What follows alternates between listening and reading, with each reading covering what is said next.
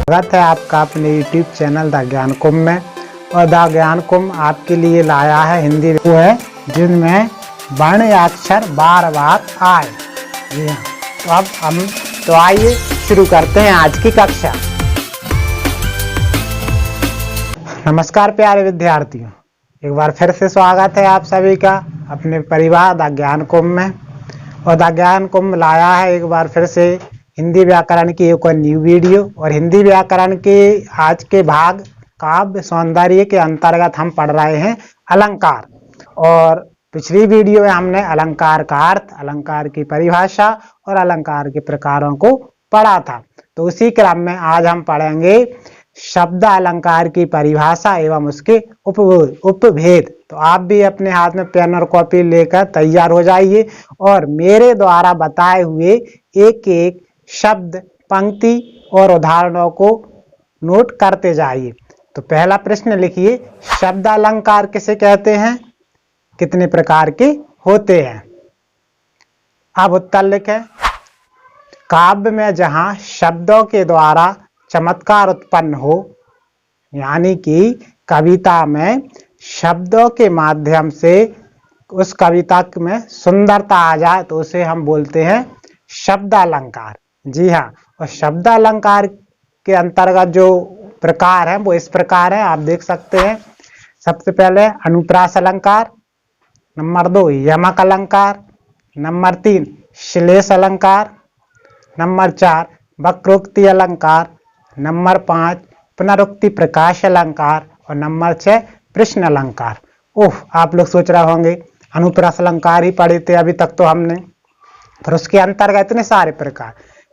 जी हाँ, तो शब्द अलंकार के अंतर्गत इतने सारे उपभेद कह सकते वो आ जाते हैं। आप इनको ध्यान से लिख लें, क्योंकि आपसे पूछ सकते हैं इनमें से कौन सा एक अलंकार है जो शब्द अलंकार के अंतर्गत नहीं आता है या फिर आता है, जो भी प्रश्न बनता है। तो उम्मीद है आपने ये नोट कर लिए होंगे, ये शब्द अलंकार के ही प्रकार या भेद थे। तो अभी हमने शब्द अलंकार के प्रकार समझे। अब हम पढ़ेंगे शब्द अलंकार का पहला प्रकार अनुप्रास अलंकार। तो प्रश्न लिख लीजिए, अनुप्रास अलंकार किसे कहते हैं, इसके उदाहरण और इसके उपभेद लिखिए। फिर से आगा इसके अंतर्गत, तो मेरे बच्चों ऐसे ही आते रहेंगे, आप तो बस लिखते जाइए और यहाँ जो बताया है उसे समझते जाइए। तो पहले हम परिभाषा को लिखने से पहले अनुप्रास, क्योंकि मुझे हमारी आदत है मेरी तो भाई कि शब्द को जब तक अपन ऑपरेशन ना कर लें उसके अंदर तक जाके, तब तक आगे नहीं बढ़ सकते। चलिए तो देखिए उसका अर्थ समझे। पहले कौन सा अलंकार है, अनुप्रास, अनुप्रास अलंकार। इस अनुप्रास में आप देखें दो शब्दों से मिला है अनु। अनु एक वो भी है उपसर्ग। अनु का जो अर्थ है वो है बार बार,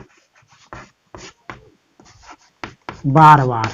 ठीक है, अब आप समझ गए होंगे अनु का अर्थ हुआ बार बार। और प्रास जो शब्द है, प्रास का अर्थ है वर्ण। वर्ण का समानार्थी या पर्यायवाची होता है प्रास, वर्ण या जिसे हम बोल देते हैं अक्षर। जी हाँ, अब आपने वर्ण या अक्षर का एक और नया पर्यायवाची समझ लिया होगा, प्रास। तो कहने का अर्थ यह है कि अनुप्रास अलंकार वो है जिनमें वर्ण या अक्षर बार बार आए। जी हाँ, तो अब हम परिभाषा लिखेंगे, तो आप नोट कर लीजिए। जिस काव्य में किसी वर्ण या अक्षर की बार बार आवृत्ति हो उसे हम अनुप्रास अलंकार कहते हैं।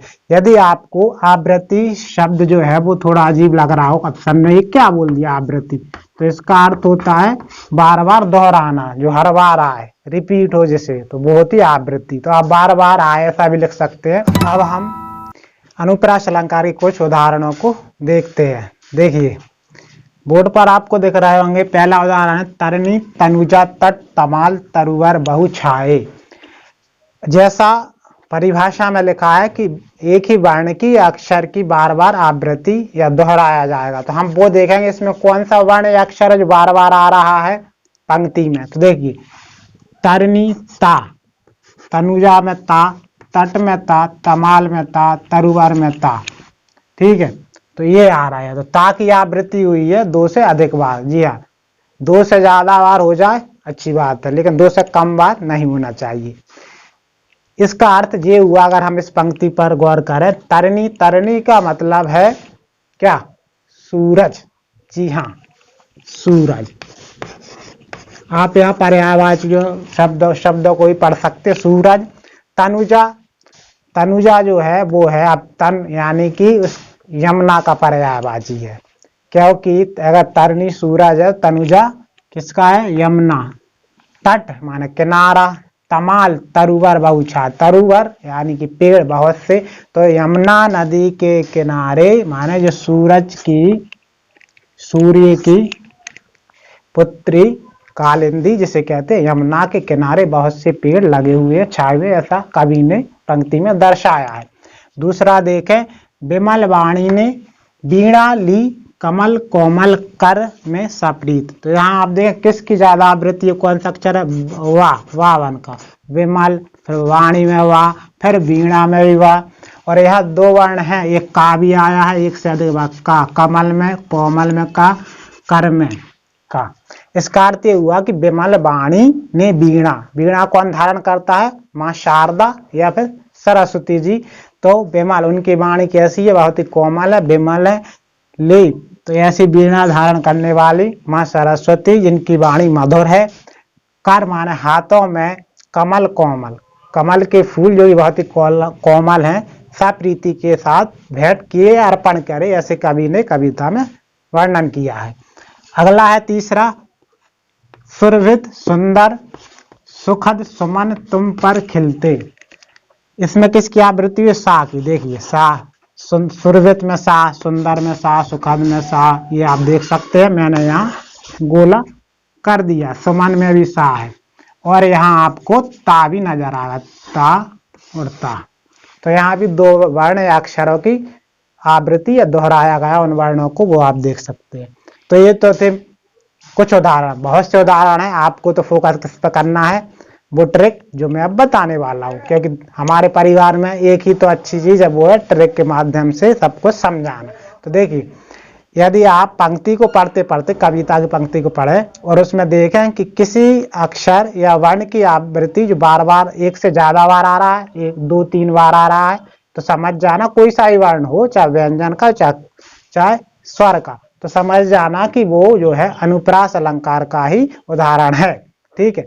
और विद्यार्थी एक बात और, यदि हम शब्द अलंकार की भी एक विशेषता होती है, यदि शब्द अलंकार में अपन जो शब्द आ रहा है बार बार रिपीट होता है, यदि उसकी जगह उसका पर्यायवाची या समानार्थी शब्द रख देना, तो वो जो सुंदरता होती है ना कविता की, वो खत्म हो जाएगी, या फिर कहें कि उसका जो सौंदर्य है, चमत्कार है, वो पूरी तरह से विलुप्त हो जाएगा। कब? जब हम उसी शब्द की जगह क्या रख दे? उसका पर्यायवाची।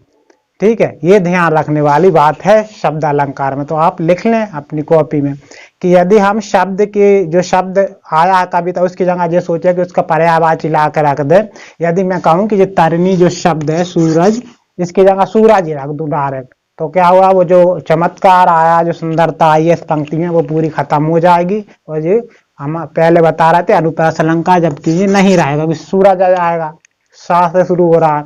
तो उम्मीद है आपको अनुप्रास अलंकार के उदाहरण समझ में आए होंगे। अब आप सोच रहे हो कि सर ने, हमने तो वो उदाहरण पढ़ा ना, चारू चंद्र की चंचल किरणें खेल रही थी। देखिए विद्यार्थी, वो तो शुरू से पढ़ते ही आ रहा है, बड़े हो गए, फिर हम आ गई वही पढ़ रहा है।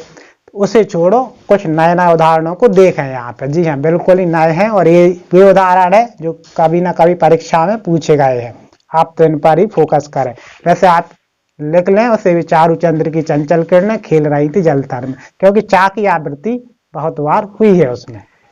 तो ये तो थे अनुप्रास की परिभाषा और कुछ उदाहरण। अब हम पढ़ेंगे अनुप्रास अलंकार के उपभेद। जी हाँ, यदि वो विद्यार्थी जो 10th तक हैं तो वे अनुप्रास अलंकार तक ही लिख लें, और जो हायर एजुकेशन कर रहे हैं या जो किसी भी प्रतियोगिता परीक्षा की तैयारी कर रहे हैं, तो उन्हें तो ये करना ही पड़ेंगे। इसलिए हमारे चैनल पर, चूंकि एक बार फिर से दोहरा दूं, ये जो लैंग्वेज होती है ना, इनकी तैयारी कंपटीशन लेवल तक की करवा रहे हैं। तो लिखे अनुप्रास अलंकार के उपभेद। तो अनुप्रास अलंकार के उपभेद हैं, पहला है आपका फर्स्ट जो है छे का अनुप्रास, दूसरा वृत्तानुप्रास अलंकार, तीसरा लाटा अनुप्रास अलंकार, और चौथा अनत्या अनुप्रास अलंकार, पांचवा श्रुत्या अनुप्रास अलंकार। उम्मीद है आपने पांचों के पांचों उपभेद नोट कर लिए होंगे।